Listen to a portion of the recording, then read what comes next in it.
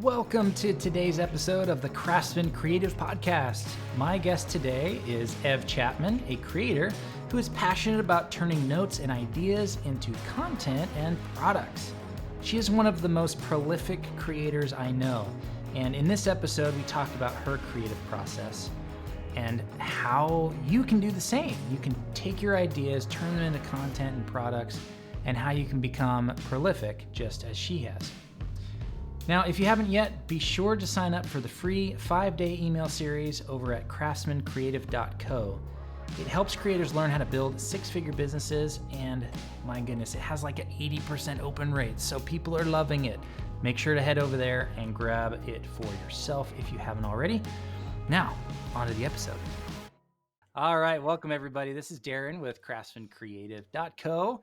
I am here speaking with Chapman, and this conversation has been a long time coming. I've been following Ev for, I think, probably a year now, and we've been I in think so. spaces together, and we've talked a few times, but we've never had a real conversation. So I am very excited to be talking with you because you are just this incredibly prolific, inspiring, high energy, positive person online, and I love whenever your tweets come through my feed because I'm just like, oh yeah, she's doing it and she's inspiring people and it's amazing.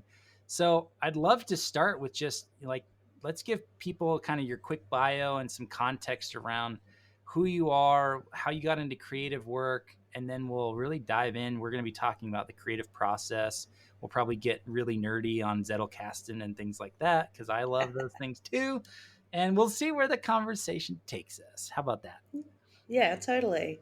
I think, thanks for having me as well. I know we kind of, we're like, let's do this. And then, I don't know, life happens and then you're circling back. But I think, my name's Ev. I have been creating for probably 18 months, serious creator online. And before that, I had dabbled in a lot of things, podcasts, vlogging, um, other blogs, that kind of thing. But I never seem to be able to get it going, or even just kind of, I don't know, really make a thing of it. And so around about March last year, I started writing on Twitter. And that was it for me. I found something that I really love doing, and I found people who wanted to hear about it as well. And I've had a great time doing it. I've grown a great audience. I have some great digital products out there now, and I'm really kind of diving into. I'm very much about processes. I love talking about that kind of stuff, and so that's where I sit now, in the kind of creator processes, note taking space. So great. Okay, Yeah. so I want to put this note out there because we have some people in the audience. So we will do some Q&A at the end. We'll chat for 30 or 40 minutes, and then we'll open it up to Q&A. And if you're actually on your computer on Chrome, you can call in. You can click the start live call, and you can ask your question live with us. So I look forward to some questions at the end. So here's where I want to start, Ev, because I feel Yep. like there's kind of a new breed of creator that is out there creating Notion templates and creating digital products and creating resources and courses and things like that. And I see a lot of them where it feels like they're almost like jumping on a bandwagon. They see that it's the gold rush, right? There's money to be Yeah. made. You can string together a Notion template pretty quickly and sell it online for $20 and make a quick buck, right? Especially if you can combine that with a bigger audience and yada yada. I don't think that's you. I don't think that your motivation was like, I'm going to make a quick buck off of this Twitter thing, right? I just don't get that vibe. And so before we dive into the technical and get into details and stuff about how to do creative work and how to take notes and all those kind of things, I Yeah. would just love to get a bigger picture view and some more context around what is it about creative work that drew you to it, and what is your bigger purpose or bigger vision? What is it that you personally are working for as a creator or with your business? What's the big goal there? Yeah, I think I'm so glad you get that vibe, because that's it's nice that people don't think I'm just here for, I think there's nothing worse than someone who's kind of not necessarily here for the money, but I really find I love the creative process. I am at my very core a creative person, and that's why I think I've tried a whole lot of things in the past, and it's now that I've kind of found, the thing that I feel like I really do enjoy doing. And so for me, a big part of it is every day I enjoy writing, creating, kind of doing those kinds of things. The whole like business side of it, I don't actually love that much. And so, like, I would just rather just be able to sit at home all day, read, take notes, create things. Like, that's kind of like my real passion. But I suppose the whole reason that well, one, I discovered Notion. That was a big catalyst for me. I'd used a lot of different things in the past. I'm generally a process workflow person, so I can teach that really well. And I found Notion a really great, just a really great way to be able to then put that out online. I saw a real, just a, yes, I saw an opportunity, and I thought, okay, I could probably create some things. But more than that, I think people. I remember just putting my first dashboard up on Reddit, and people going, "Oh, do you have that as a template?" I'm like, "Is that a thing? I didn't even know it was a thing." Like, so I think from very early on, I kind of saw signals of things, and so that's how I work. If people ask me for things, I think, "Oh, okay, I'm going to go in that direction." But I think about when was it? It was sometime in 2020, like early on in 2020, we'd gone into lockdown here in Sydney, and I work with health and fitness businesses in my actual job, my full time job, and all of my clients had to shut their doors. They couldn't operate, and I thought, I've got all my eggs in this one basket over here, which is my kind of employed work. And I think a lot of people felt that in 2020, that the world that they felt like was secure for them actually wasn't. And actually, everything could be kind of, just pulled out from under them. And so that got me thinking about then really trying to diversify. And I knew I had other skills. I knew I wanted to, do something kind of for myself as well. And so now, I think for me, I still work a full time job. I do creative thing on the side, um, but I really feel like I want to create kind of a portfolio of things that I do. Um, and I suppose I started following, if you're familiar with Daniel Vassallo, he talks about portfolio of small bets. And I think I really took that on as, okay, I think a lot of people feel like employed work is very secure. But I found that actually my secure work almost, like got taken away in a really, Yeah. bizarre time, that, is kind of a once in a lifetime, I think, thing. But um, I think now we're in an opportunity where anyone can pick up their phone or start writing or do all sorts of things and actually create kind of the lifestyle that they want, and that kind of thing. So that's kind of like, yeah, like overall, kind of where I'm going and how I think. That's awesome. I'm curious if you've given much thought or how you see yourself in this industry, in this creator economy, because like I had mentioned earlier, you don't seem like an opportunist. So did you strategically go into it thinking I'm just going to try to help people, or were you just kind of following your I wouldn't say passions, but the things that you are excited by? Like, Yeah, how did you approach it? Because I know that there's probably a lot of people that follow you and follow me that are they want to do creative work. They would love to have a similar scenario where they keep their full-time job, but they've got some side income and they're creating things and they're connecting with people and that stuff. So to me, I think it prohibits you if you approach it as an opportunist and you're just trying to make a quick buck. So how do you yeah. see yourself? And also, like, how do you recommend that people enter the creator economy? Okay, I think that I'm just a massive oversharer. So that, like, if I'm learning something, I'm probably going to tell people about it in some way. So, and also, so in 2019 or it was 2018, I vlogged for a year.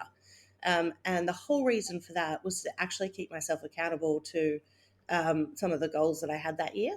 And so I felt like I wanted like a public way to actually make that, like, kind of keep myself accountable. Like, I mean, a few people watched it, my mum, my auntie, those kinds of people. But I feel like being online, it creates a really great opportunity to, learn things and then teach things, and that's kind of where I think, I get to, is like every time I'm learning something, I want to then share that, and then that seems to be helpful to people. So then I think, oh, maybe I have something unique here. Like, no one ever thinks they have something unique until they share it and someone says, "Oh, I never thought of it like that." And so I think that we live in a really great opportunity where you can open a Twitter account or Instagram or TikTok or whatever. And so I kind of see myself in that. Like, I honestly love the craft. So I love the craft of being a creator, and that's what keeps me going on the difficult days, like when it's like, oh, what am I even doing this for? And excuse me. And so, yeah, I think I love the craft of it, and then people then kind of say, oh, that's interesting. And so if something's interesting, I just keep going in that direction, following the signals of that. Yeah. Yeah. Gosh, that's so cool to hear because I just recently, I forget who it was. It might have been the Tilt or somebody, or I think ConvertKit did a study as well. But I've read a few of these like industry studies where they pull 10 or 20,000 creators and do the survey. And one statistic that kept popping up was like the amount of time it was taking people to like feel like they were making a certain amount of money from their creative work. And the number that I remember, and I might be getting this wrong, so I apologize, but it was like 18 months on average for creative people who's to start and then start making money. And I was just like, 18 months?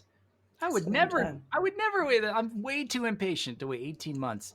And I mean, for context, like I started Craftsman Creative right at the beginning of the pandemic. I launched in Mm-hmm. April of 2020 with two of my own courses. They didn't sell very well because it was the beginning of the pandemic. But then I did another course with a partner and she did 10 grand in sales in the first week. I was like, yeah, I don't want to wait 18 months to make 10 grand. I want it now. So I think there's ways to do it. And this kind of transitions us into like the real meat of this conversation that I was excited to dive into you with. Because I think we both probably have experience around this. How do you do creative work for a living, especially if you have a full time job? I can't tell you probably a dozen times this month already that people have said, either on a podcast interview or in my community or just DM on Twitter, how do you do it? Because you Yeah. have a wife and three kids, you're full time. I work in film, I produce movies. So, like, I'm a busy dude, but in the last year, I wrote a book, and so Yeah. there's ways to do creative work. And I'm really curious to dive in with you on how you use writing and note taking as a catalyst for creative work. Because as far as I know, you haven't sold any of your writing. You haven't published a book, you haven't sold like an email course or anything like that, where it's like the writing is the product. So you're using writing as a catalyst, if I'm getting this right. And then you're also creating products. And I'm guessing that a lot of those products surface because you're doing the writing. So maybe start as high level. And then, like, I'm totally fine taking like the rest of the conversation, talking just about that because I'm into a lot of this stuff, but I feel like you've got such a better grasp on a process for how to do this. Yeah, and I think first of all, I am an incredibly systemized, process-driven person, and so I think that just kind of came across as soon as I started writing. I was like, okay, got to find this process. It just helps me to feel clear and that kind of thing. In the same sentence, I'm also an incredibly messy, kind of like scrappy creator as well, because I don't have time all the time to polish things up and get things. So I learned really early on, minimum viable kind of shipping and get it out there. And so I really discovered the atomic essays from Ship 30 for 30 as a great way to just get things out really fast, that I didn't feel like, like when I write a Medium article, I'm like, oh, is this okay? Like, it's like, it feels like much more of an investment online than just like atomic essay out, done. Okay, hopefully people like it. And I like that feedback of it, that it's on Twitter. I get immediate feedback. And I think that creates a really great kind of loop that way. So I think One thing, I suppose, okay, one, I do something every day. So I try and find the minimum thing that I can do every day because I feel like if I can do that, then it's. I tried to do the 2 blogs a week, but that didn't work because it was like some days I'm writing, some days I'm not, and so I found that writing every day an atomic essay worked for me because I found the rhythm. And I think that's that's a really important thing. I mean, it doesn't necessarily have to be a full essay. It could just be turning up on Twitter every day. Like I know Tweet 100 as well changed how I did Twitter.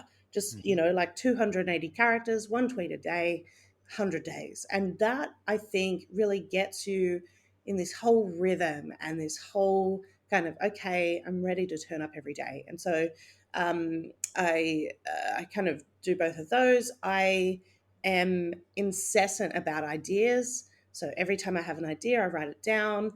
And sorry, excuse me. Hmm. And uh, and so ideas are key. And I don't mind if I have 1,000 of them in a list. I'd rather have more ideas than less. And so as I go through my day, I might think about things. So there's a whole lot of kind of ideas, feedback loop, doing stuff every day, finding the rhythm, and then actually just finding what you love to do. Like very early on, I thought I wanted to do YouTube. I was like, that's the way to be a creator. But actually, I could not stay consistent at it at all, and I still can't. And I'm okay with that now because you have to find the creative outlet. I think that works for you. And even though people say I like, lots of people tell you I love your YouTube videos, or I sometimes do little TikTok videos. Oh, I love those little videos that you do. I'm like, yeah, I love them too. But I can't do them every day. And so I think finding that everyday thing, I think is really cool. So apart from that, like technical kind of process stuff, I have a set time that I work every day in my creative life. So I'm a morning person. I'm up around 5 o'clock and I write for a couple of hours before I dive into anything else. And I found that that worked for me. And actually, because I like doing it, it's not a hard. It's not hard to get up. I actually get excited to get up and get into notes and things like that. So I think finding that sacred time is really important. And then having some kind of system. So I take all of my ideas and I get them into kind of, I call it the up next list. So I kind of look at my weekly creator time as like if you're in a kitchen, like a professional kitchen, and you have the menu orders, and so Hmm. I kind of take like the best ideas, like the ones I'm most excited about, and I kind of put them up on the board.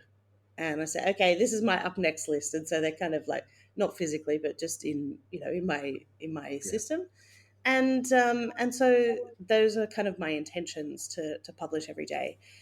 And I think a really big part of, especially when you're doing it part time, is just finding the easiest way to do things. Like so many times we think hard equals good, but actually it doesn't have to. So I'm just looking for the easiest thing to publish every day. So I'm looking for the thing I've got the most notes on, or I've written the most about. So I do a big brain dump on everything.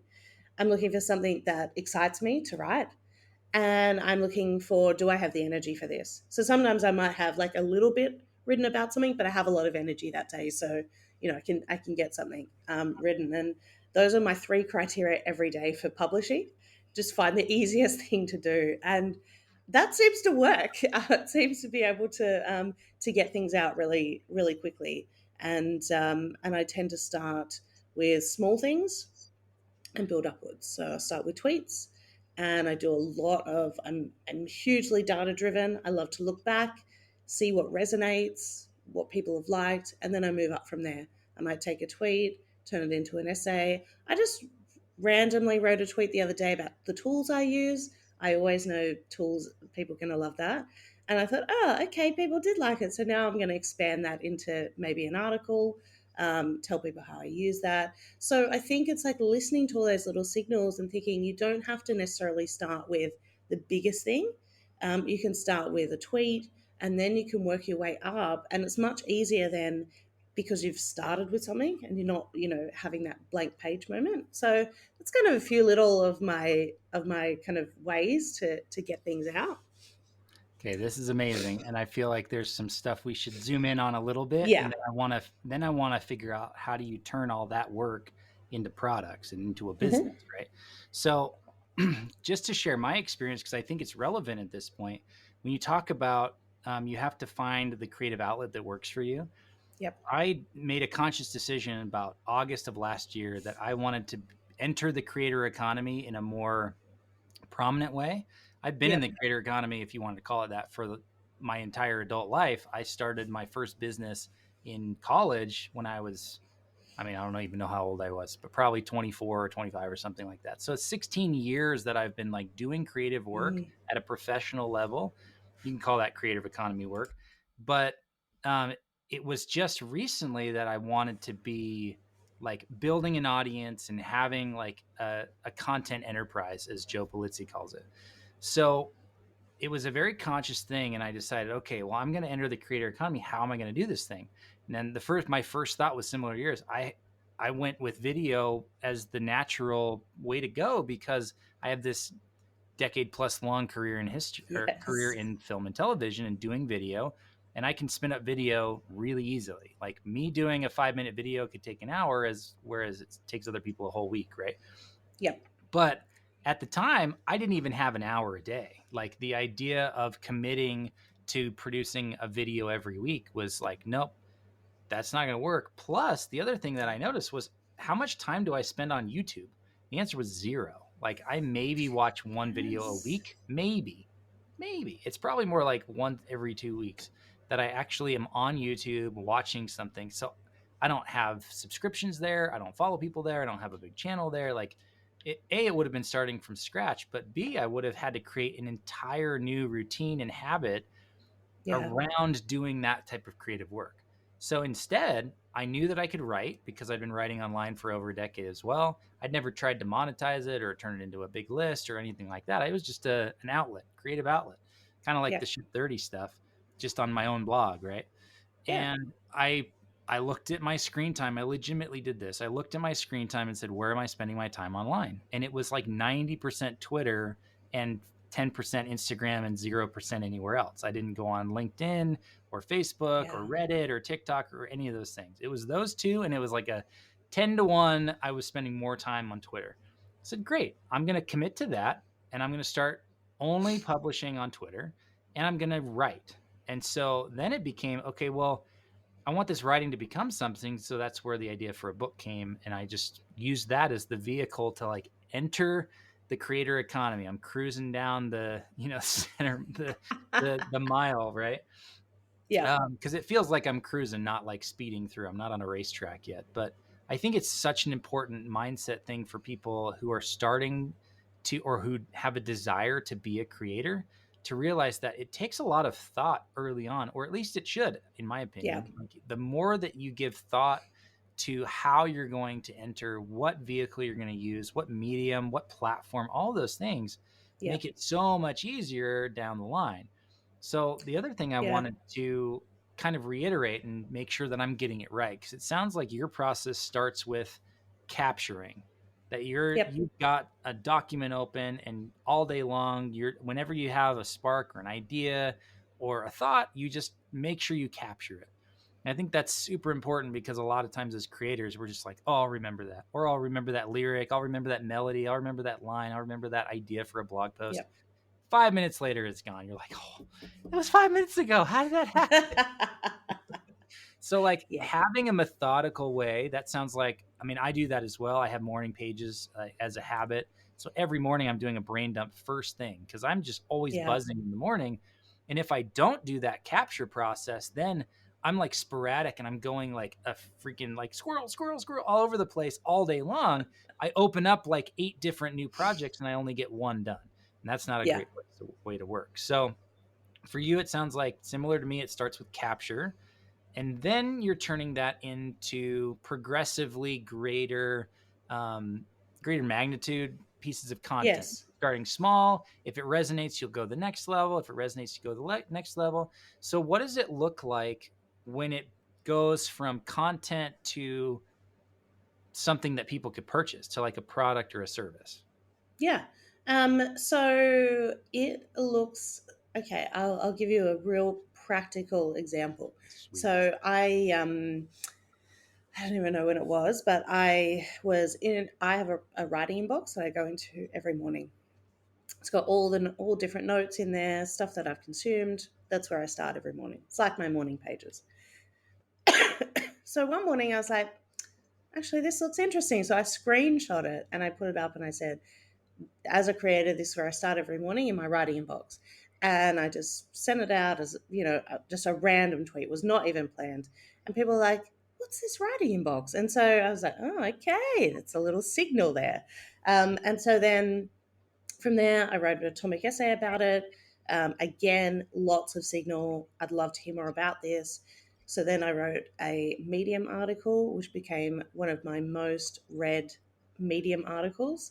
And so from there, and no one was really like, I didn't see anyone else talking about this. What I've just got lots of questions, and so I did turn that into my course, which is Effortless Creator, which I just did the last two cohorts of, and taught people how to kind of start in this writing inbox and get to all of the uh, and kind of make that into what you create, and so that's kind of a practical example of like something that I created and used and then wrote about and then was able to turn that into a course, but then I also have it as a product, and so because a lot of what I do is and what I write about is process driven, it is fairly easier to turn into digital products, and then also that was my first kind of foray into a cohort course, which was really fun.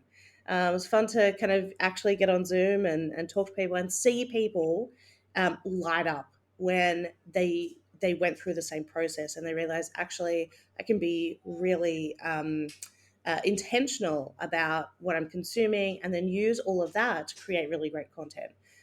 So that's kind of practically how it works. It's like, as you're writing about things, I'm looking for the things that really resonate, and then I'm thinking, okay, well, how can I create that? And I mean, I feel like there's so many ways to create digital products. There's everything from a course all the way down to templates, but then also kind of resource things. If you kind of a collector or that kind of thing, you might create a whole resource like an Airtable or a Notion database that people can get. So there's a lot of different ways, and I think it's about just putting it out there and really listening for those signals. Saying, okay, that's something that's really interesting to people, and the only way that that happens is if you talk about things a lot.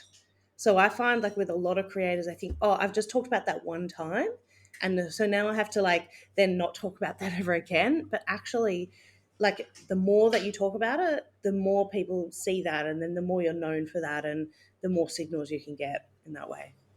Gosh, that's amazing. So I Hmm. wrote down something because this is like one of my little spark notes that has been sitting in the back of my head for a little while that I've been trying to expand on. So I'm excited to jam on it with you a little bit. So Yeah. we all know the basic economic principle of supply and demand, right? And I have found it frustrating as a digital creator to create demand that outweighs the amount of supply, right? Because when you create a Yep. digital product, unless it's maybe like a limited time or a limited seat cohort based course, you basically don't, you have infinite supply because it's a digital Yes. product that literally the entire internet could buy 100 times and it still would be available. It would never run out, right? Yep. And so the thought was, okay, and I think Daniel Presley wrote a book called Oversubscribed, and it's an amazing book. But it really talks about like if you don't have demand that outweighs or outnumbers the amount of supply, you're going to struggle. And I have personally experienced that my Yep. entire life as a creator, right? Because anyway, not because.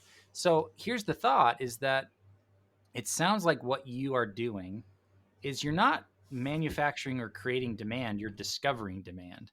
And by iterating that way, instead of coming out the gate and saying, hey, I'm doing a cohort based course, and then hoping that there's 10 people who want to buy it when there's only 8 seats available, or et cetera, you're actually taking a reverse approach where it sounds like you're discovering demand, you're seeking it out, you're like a little digital archaeologist where you're going, okay, let me scratch a little at the surface to see if with this tweet if there's any demand there. Oh, there is. Let me dig a little deeper with like a bigger pick. Oh, there's a little deeper. Let me get the shovel. Oh, let me get the digger, right? So you're kind of progressively going deeper and deeper and deeper when you've discovered like a vein of gold worth of demand there. And tell me, I mean, if you're willing to share, like, how did your cohort based courses go? Was there Mm. like, were there enough people? Was it a good experience? Were they happy? Like, tell Yeah. me about how that went, because I'm very curious how this process worked for you to go from like tweet to ship 30 post, atomic essay to medium post to like product. Yeah. It was great. So I think I opened 20 spots in both cohorts, which I filled both. And so for me, that was a nice success. And I think I knew that I had people who would want to do it. One, because people said, if you ever do something like that, I'll come and do it. And so I was like, great. So I think you are correct, and I think I might steal that, like digital archaeologist wording, because I was like, oh, There that's you really go. cool. But here's what I saw when I first started writing online. Had friends, they're like, okay, I'm going to do a course now, and I was like, all right then. But like then you spend like a year doing modules and doing all of this, and instead I spent a year just writing and building an audience. And so then when you do put something out, like, look, launching something is still scary. Like, it still could be a flop. I thought at the end of last year, I thought, oh, how good would it be to create like a journal, like that people could have like a writing prompt every day. Well, 3 people bought the pre-launch of that. So I was like, okay, I didn't really follow the signal there. There was no signal. I just thought this is a cool idea. And so Mhm. it's much easier to launch something, even though launches are hard and you still are not sure. It's much easier to put that out when you know and you've heard from people that, yes, I'd be interested in something like that, or if you ever do this, I'd really like it. Sometimes that can lead to things that you don't necessarily like to do. So a couple of people said to me, oh, you should do some coaching or that kind of thing. And to be honest, I just don't really like doing that. And I did a few times. I was like, no, this isn't for me. And so you Mhm. still have to be true to what you enjoy doing. And so now, from there, I love the cohort uh, kind of course, but I'm going to take that and I'm just going to do it as a self-paced course. And then as people come in, I'm going to just have some pop-ups, that because I kind of like that more than feeling like I have to be in the one place at the one time. So you kind of discover what you like to do. But I think you just, yeah, I start small and I go up, and it decreases the risk for me. And it means that I'm constantly out there and I'm constantly putting things out, with little risk, to kind of think, well, this was a complete failure. Yeah, amazing. So I wrote this down. Better to discover demand for an outcome rather than try to manufacture demand for a product. Yeah, yeah. Because Well, that's what it because sounds like you're after is people are telling you what they want. They want an yes, outcome. They're not saying, "Hey, I want a product from you." They're saying, "I want your help with this thing because you figured it out." Right? exactly right. And I think it's probably come from, I've definitely bought into those sales pages that, have the countdowns and all that. And like in my full-time job, that I do marketing, so I understand the marketing side of things. But Right. sometimes that feels icky as a creator. Sometimes it feels icky as a marketer too. But we won't go that side. Um, but What's the you know, book? Marketers ruin everything. they do. And I think that, I think there I'm looking for a more authentic way to be a creator, and I'm looking for a sustainable way for it. I don't think necessarily I've found it. Like there's still, launches are still amazing, and then you get into like the normal cycle of products, and you're like, okay, maybe I need to launch something again because you want to create that demand. So there's still, still kind of discovering that, but I feel like I don't actually want to create another full time job for myself. I want to find a way to do what I love, to help people, and then have that be some kind of sustainable income. Well, I think that approach actually leads to greater success more often than the approach of I want to make money online. Yeah, You say you just are showing up every day and you want to help people and you're chasing your own creativity and your own desires to learn and study and expand and figure out what you think about things like that is it's a much more enjoyable experience to be doing what you love every day, and yeah, then taking that one extra step or clicking it up one notch and saying, well, I'm going to turn this into some extra revenue. If you approach it as I'm just going to be helpful in a way where I'm going to help people implement things or coach them on things or show them how to do it, people aren't paying for information anymore. You can find information for free on the internet. So yep, if you want to take that one extra step, you just kind of like turn it into here's help implementing this process or this framework or learning these that's right. principles and applying them to your business. Then you're being helpful and it's so much easier a place to market from, which is really just like I just had a tweet on this yesterday, which is marketing is not trying to compel people to make a decision. You're not trying to coerce people to do things. It's an invitation. And first of all, the invitation needs to be targeted to like the people who should actually come, right? It's not like Yes, you don't want to airdrop an invitation to a party to your entire city because you don't know who's going to show up. And that's going to be a crazy party if you got people that are homeless and people that are left wing, right wing. If you have all of these disparate groups of people showing up yeah, thinking that there's a party to be had, that's going to turn into a fight instead of a party. So you have to be specific about who you're inviting. And then yeah, with the invitation, you got to word it or frame it in a way where it's like, this is enticing. This is something you want to come to. It's so yeah, much easier when you've framed your entire approach around being helpful rather than taking advantage of an audience of people. Because my gosh, I cannot stand, I rant on this way too much and I apologize that I'm taking time to do it, but I'll be quick. Like, I just can't stand the people, the marketers or the internet creators that think the internet is vast and there are millions and billions of people that I could burn through in order to get a 1% conversion rate on some product that isn't even that good. I just know how to game the system to drive yeah, traffic and it's going to work. And as soon as your ROAS becomes positive, then you funnel more money into it and you drive and burn more people. Like the idea of having an email list or a Twitter following of 100,000 people where only 2% or less are actually interested in the content or products you're creating. yep. No. Like, but I Well, also and think, go ahead, please. I've talked too yeah, I long. was gonna say I don't. It's not that's not realistic for most creators, and they actually don't need that. And that's what Okay. I mean. I launched my first paid product only maybe 2 months into really creating, and I think I had less than 1,000 people following me on Twitter. So you don't need that.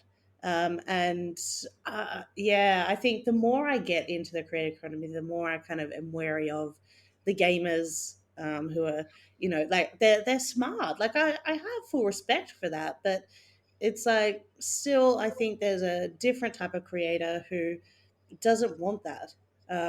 And he doesn't want that kind of, regurgitated information. They want to be known for something. They have something unique, and they have a voice. And you don't actually need, all of those followers to use your voice and to be authentic and to create something really cool. Gosh, I'm so glad you brought that up. It's true. It's 100% true. If you look at my audience, I don't have even 2,000 people yet that are following me on Twitter. My email list just crossed 2,000 people, but that's across many different segments. So, like, my Yeah, newsletter segment is just crossed like 700 people. And I shared this in my community. I'll share it here.